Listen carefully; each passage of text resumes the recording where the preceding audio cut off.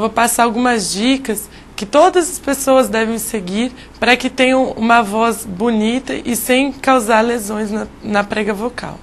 Então a gente deve evitar café e todas as bebidas pretas. Então café, Coca-Cola, chá mate, chá preto, guaraná, cigarro, bebidas alcoólicas.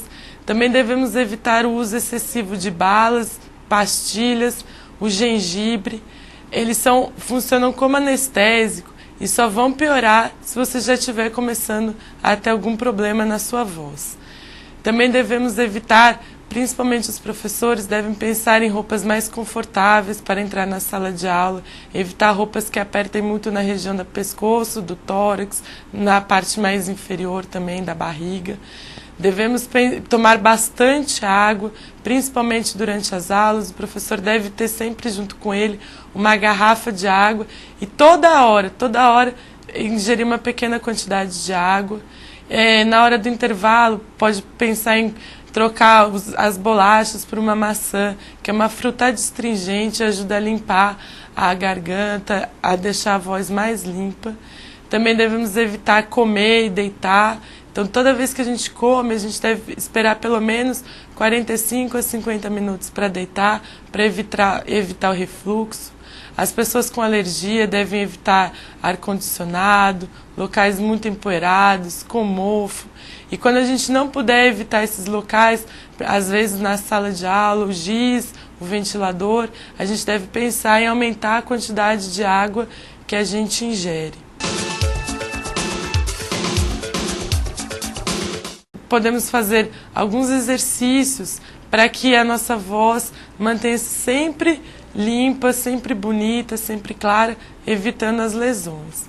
Então a gente tem que pensar primeiro na questão da respiração.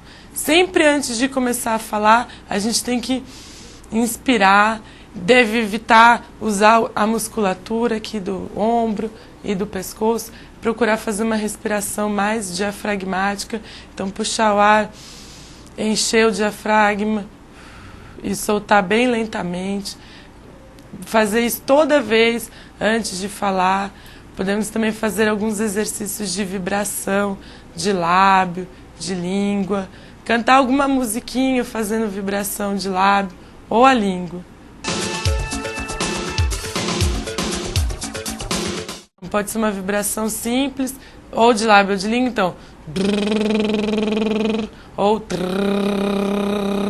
procurar vibrar o lábio ou a língua por aproximadamente 3 minutos, lembrando sempre de respirar, não fazer esforço. Quando começar a acabar o ar, para, respira e continua a vibração. Então puxa o ar e vibra.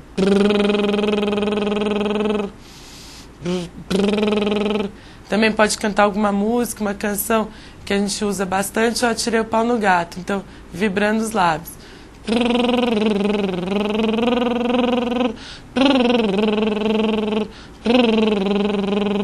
E vai até o final. Podemos também fazer exercícios de voz salmodiada, que é aquela voz do padre. Então usar algum texto, algum poema ou os dias da semana também. Então, por exemplo, assim, ó, segunda-feira, terça-feira, quarta-feira, quinta-feira, e fazer até sábado e domingo. Também pode fazer um exercício. Esse exercício da vibração é mais para dar um relaxamento na prega vocal. Quando a gente vai falar muito, é bom a gente fazer um exercício que relaxe tanto antes quanto depois. Então, se você vai dar uma aula, faz o exercício antes e depois da aula. Também para esse da voz salmodiada, é um exercício para tornar a emissão mais suave, evitando o que a gente chama de ataque vocal brusco, que é aquele começo de fala com um soquinho que acaba lesando a prega vocal. Também tem o exercício de M mastigado, então você vai fazer de conta que está mastigando a letra M, mexer bem a boca. É um exercício que ajuda a relaxar a prega vocal e também ajuda na questão da articulação. Porque quanto mais a gente articula, quanto melhor é a nossa articulação, menos esforço a gente faz para falar e mais fácil a nossa mensagem é compreendida. Então, Então, o exercício do M mastigado é mais ou menos assim.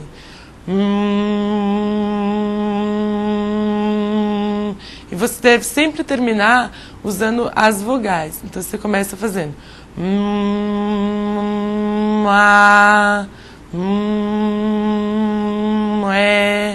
Esses exercícios, eles ajudam a manter uma voz limpa, uma voz clara, previnem as lesões da prega vocal, e para os professores é muito importante que eles façam, pelo menos, antes e depois das aulas. Então, sim, não precisa fazer antes e depois de toda a aula, mas pelo menos que ele faça, se ele vai dar aula o dia inteiro, que ele faça esse exercício pela manhã, antes de ir para a escola, na hora do almoço e à noite quando ele chega em casa. E aí, à noite, quando ele chega em casa, ele já falou o dia inteiro. Então, seria bom que ele procurasse fazer um momento de repouso vocal. E nesse momento de repouso vocal, não significa falar mais baixo, significa falar menos, significa ficar em silêncio, sem falar nada mesmo. Quando a gente fala mais baixo, quando a gente tenta usar um tom diferente do nosso tom de voz, a gente acaba forçando mais ainda a nossa prega vocal. Então, quando a gente fala para os professores fazerem repouso vocal, o repouso vocal é o silêncio mesmo.